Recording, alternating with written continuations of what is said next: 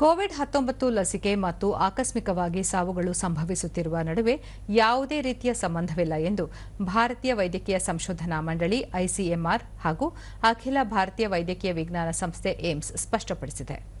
Covid ನಂತರ ಹೆಚ್ಚಿನ ಸಂಖ್ಯೆಯಲ್ಲಿ ವಯಸ್ಕರು ಮೃತಪಟ್ಟುತ್ತಿರುವ ಕುರಿತು ಐಸಿಎಂಆರ್ ಮತ್ತು ಏಮ್ಸ್ ವತಿಯಿಂದ ಸಮಗ್ರ ಅಧ್ಯಯನ ನಡೆಸಲಾಗಿತ್ತು. ಈ ಅಧ್ಯಯನದ ಪ್ರಕಾರ ಕೋವಿಡ್-19 ಸಂದರ್ಭದಲ್ಲಿ ನೀಡಲಾದ ಲಸಿಕೆಗಳು ಹಾಗೂ ಸಾವು ಸಂಭವಿಸುತ್ತಿರುವ ಮಧ್ಯೆ ಯಾವುದೇ ಸಂಬಂಧವಿಲ್ಲ ಎಂಬುದು ತಿಳಿದು ಬಂದಿದೆ. ಜೀವನ ಶೈಲಿ ಹಾಗೂ ಈ ಮೊದಲೇ ಇರುವಂತಹ ಆರೋಗ್ಯ ಸಮಸ್ಯೆಯಿಂದಾಗಿ ಈ ರೀತಿಯ ಸಾವುಗಳಿಗೆ ಕಾರಣ ಎಂದು ಅಧ್ಯಯನ ತಿಳಿಸಿದೆ. ಭಾರತದಲ್ಲಿ ಕೋವಿಡ್-19 ಲಸಿಕೆಗಳು ಹೆಚ್ಚು ಸುರಕ್ಷಿತ ಮತ್ತು ಪರಿಣಾಮಕಾರಿಯಾಗಿದ್ದು, ಗಂಭೀರ ಅಡ್ಡ ಪರಿಣಾಮಗಳು ಅತ್ಯಂತ ಅಪರೂಪ. ಹಠಾತ್ ಹೃದಯಾಘಾತಕ್ಕೆ ಇದು ಕಾರಣವಲ್ಲ ಎಂದು ವಿಭಿನ್ನ ಸಂಶೋಧನಾ ವಿಧಾನಗಳನ್ನು ಬಳಸಿಕೊಂಡು ಐಸಿಎಂಆರ್ ಮತ್ತು ಏಮ್ಸ್ ನಡೆಸಿದ ಅಧ್ಯಯನ ಮೂಲಕ ತಿಳಿದುಬಂದಿದೆ.